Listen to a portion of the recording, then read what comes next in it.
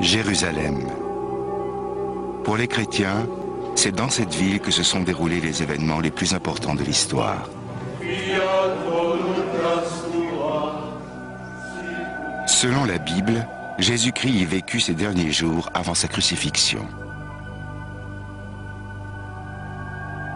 Ce qui s'est passé ici a bouleversé le monde. Depuis 2000 ans, Jérusalem a subi de profondes modifications structurelles. Elle a été détruite et reconstruite plus de 20 fois. De la capitale de Judée telle que le Christ l'a connue, il ne subsiste plus que des vestiges épars.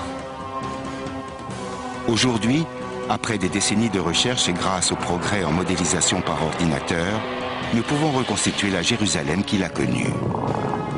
Notamment les rues et les portes qu'il a franchies.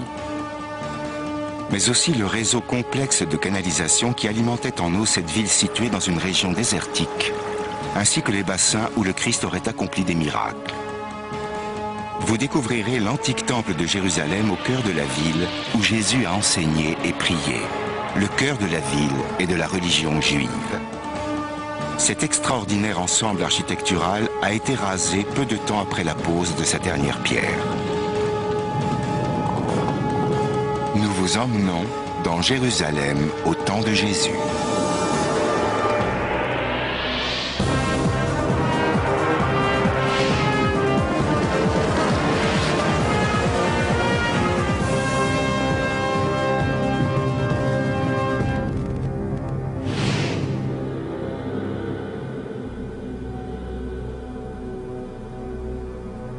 Au temps du Christ, Jérusalem est le cœur de la Judée, le royaume des Juifs, un peuple qui se définit par sa religion. Pour les Juifs, ce lieu est le plus sacré qui soit au monde.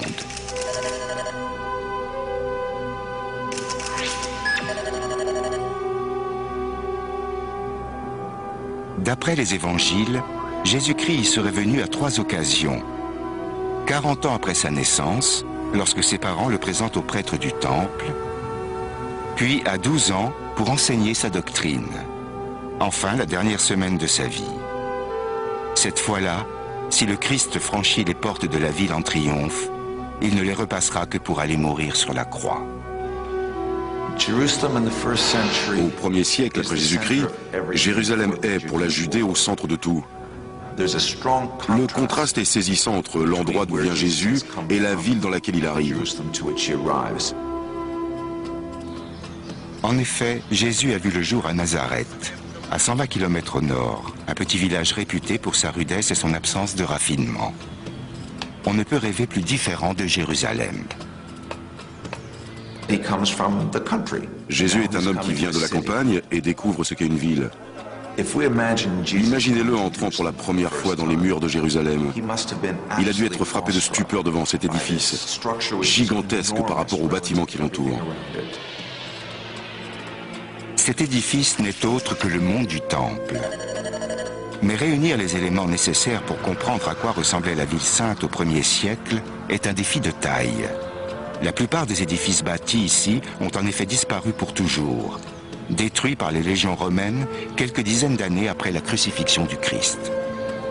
D'autre part, ce site étant sacré pour 3 des plus importantes religions du monde, judaïsme, christianisme et islam, aucune fouille n'y est autorisée depuis plus de 150 ans.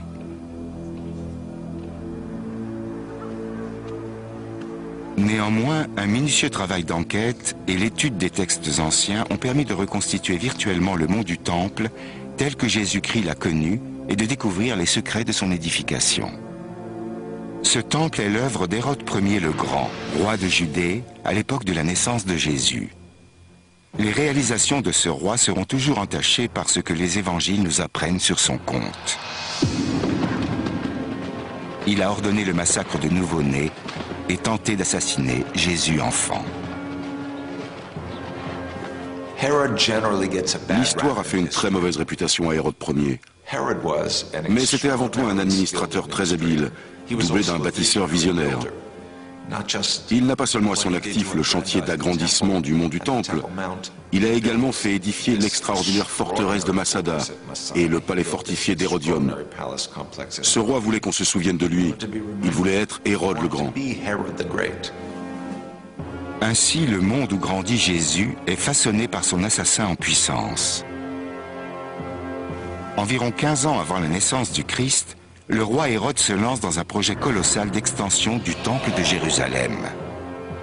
Son ambition, tripler la surface occupée par l'ancienne structure qui occupera l'équivalent de 25 terrains de football. D'immenses murs d'enceinte doivent délimiter le nouvel édifice. Mais deux obstacles techniques se posent. Pour les Juifs, il n'y a qu'un seul emplacement possible, celui d'origine, ce qui oblige Hérode à démolir l'ancienne structure. Les prêtres juifs ne lui font pas confiance. Ils doutent que le projet puisse être mené à terme.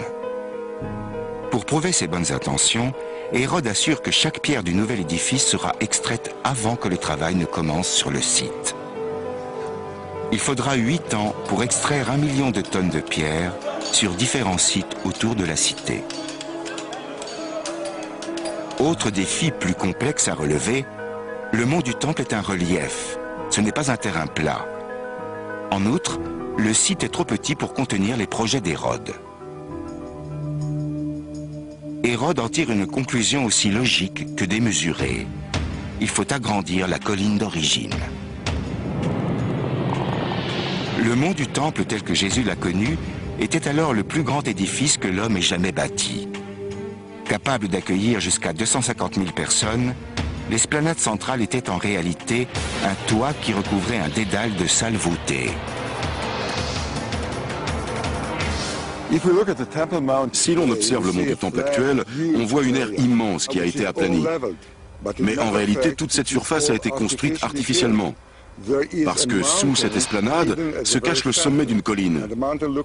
Ce sommet est en pente comme ceci. On a bâti une immense esplanade suspendue au-dessus de la colline d'origine, en la ceinturant d'un énorme mur de soutènement. Mais sur quoi faire reposer cette esplanade suspendue? Sur une multitude d'arcs et de voûtes. Ainsi, à l'angle sud-est du mont du Temple, 4 niveaux de salles voûtées compensent la déclivité du terrain. Chaque arc de voûte a un diamètre de 6 mètres pour une même hauteur. Cette technique de construction est alors très répandue. Les Romains en font grand usage. Précision importante, les bâtisseurs d'Hérode n'utilisent pas de béton, mais la pierre calcaire de la région. Le résultat donne un ouvrage remarquable par sa rigueur et sa solidité, qui possède 3 grands avantages. Celui d'être assez résistant pour supporter le poids de dizaines de milliers de pèlerins, celui de durer dans le temps. Sa robustesse garantit sa longévité. Elle le rend quasiment éternel. 2000 ans après sa construction, le mont du Temple se dresse devant nous, toujours aussi imposant. Et troisième avantage, c'est une construction relativement légère. En effet, si Hérode avait comblé par des remblais l'espace plan créé sur les pentes, le poids exercé contre les murs de soutènement aurait été bien trop important. Il aurait fallu monter des murailles très épaisses au risque de voir le tout s'effondrer.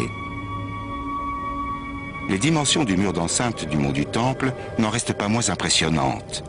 4,50 m d'épaisseur pour 36 mètres de haut en surplomb de l'esplanade. Un mur qui plus est entièrement taillé à la main.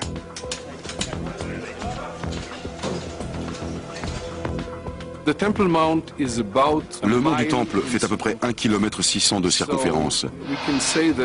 Chaque rangée de pierres a nécessité entre 800 et 1000 blocs de pierre de taille. Chacune de ces énormes pierres pèse en moyenne 4,5 tonnes, soit le poids d'un éléphant adulte.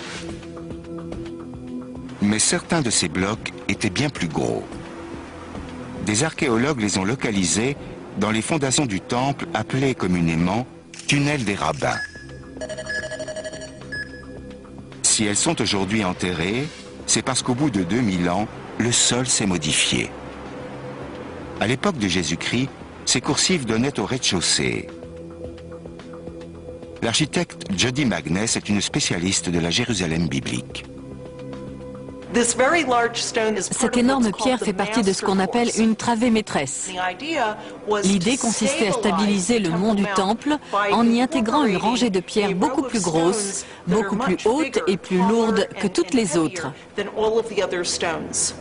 Ces dimensions laissent perplexe. Ce bloc est 20 fois plus volumineux que les monolithes les plus colossaux utilisés dans l'édification des pyramides d'Égypte. Elle fait plus de 12 mètres de long pour 3 de haut et dépasse 400 tonnes. Il va sans dire qu'en arrivant à Jérusalem, Jésus-Christ, comme tout un chacun, se retrouve face à un édifice aux dimensions prodigieuses. Pour le bâtir, les ouvriers d'Hérode Ier le Grand ont dû déployer tout leur savoir-faire. Au fur et à mesure qu'on monte, on constate que chaque rangée de pierres est un peu décalée, légèrement en retrait par rapport à celle du dessous. D'une part, cette technique assure davantage d'assises au rang inférieur pour leur permettre de mieux supporter le poids en amont, et de l'autre, elle permet de corriger une illusion d'optique. En effet, si les rangées de pierres avaient été superposées dans un alignement vertical parfait, vu la hauteur monumentale de l'édifice, on aurait eu l'impression qu'il penchait en avant, qu'il était en déséquilibre, alors qu'ici, visuellement, on croit voir une paroi parfaitement verticale. L'adresse de ces tailleurs de pierre était exceptionnelle. L'interstice entre les rangées est si mince que l'air n'y passe pratiquement pas. Shimon Gibson nous prouve leur savoir-faire. Ils savaient assembler les blocs de pierre à la perfection. Les tailleurs œuvraient avec une précision telle que si j'essaie de glisser un billet dans cette fente, je réussis à le passer de quelques millimètres à peine, pas plus. Ces pans monumentaux n'ont pas bougé depuis 2000 ans. Et pour maintenir les blocs en place, les architectes ne comptaient pas sur le mortier, mais sur le talent de leurs ouvriers. 18 000 personnes travailleront à l'édification de ces murailles. Les travaux ont commencé 15 ans avant la naissance du Christ.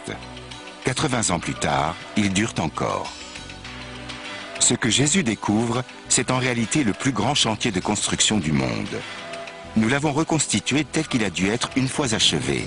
C'était alors le plus vaste édifice existant. Il se dressera fièrement pendant 5 ans avant que les légions romaines de l'empereur Titus ne le démolissent en l'an 70 de notre ère.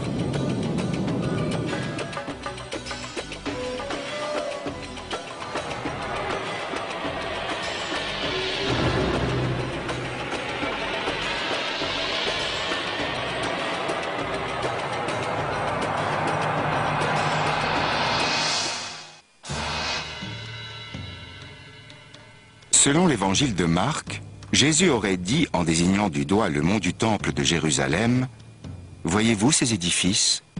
Pas une seule de ces pierres ne restera debout sur celle qui la supporte. » 40 ans plus tard, ces paroles se révèlent prophétiques. Pour réprimer une révolte des Juifs, l'armée romaine de Titus s'empare de Jérusalem et détruit le Temple. Résultat, pour les archéologues, c'est l'occasion de relever un défi très tentant. Recréer virtuellement et fidèlement le Temple de Jérusalem tel qu'il se dressait au milieu du mont du Temple. Il a fallu le travail de plusieurs générations de scientifiques et d'érudits pour reconstituer ce site tel que le Christ l'a vu quand il est arrivé à Jérusalem. Pour accéder au mont du Temple, Jésus traverse d'abord une succession de cours et d'escaliers à découvert avant de passer devant une plaque gravée en grec, invitant les étrangers, c'est-à-dire les non-juifs, à ne pas aller au-delà sous peine de mort. Puis il passe par la cour des femmes, le dernier espace qui leur était autorisé. À ce stade, nous sommes toujours dans les cours extérieures du sanctuaire proprement dit. Au sommet de 15 marches monumentales semi-circulaires se dresse le grand portail, menant à la cour d'Israël, accessible uniquement aux Juifs de sexe masculin, purifiés selon le rituel. Jésus n'avait pas le droit d'aller au-delà de ce portail, que seuls les prêtres pouvaient franchir. Quant au Saint des Saints, situé à l'arrière du temple, seul le grand prêtre y avait accès, une seule fois par an. En rassemblant les indices relevés dans les archives, on a pu reconstituer l'aspect extérieur de ce sanctuaire jalousement gardé. Des archéologues ont calculé sa hauteur par rapport à celle d'un autre lieu de culte qui occupe désormais sa place. le dôme musulman du rocher.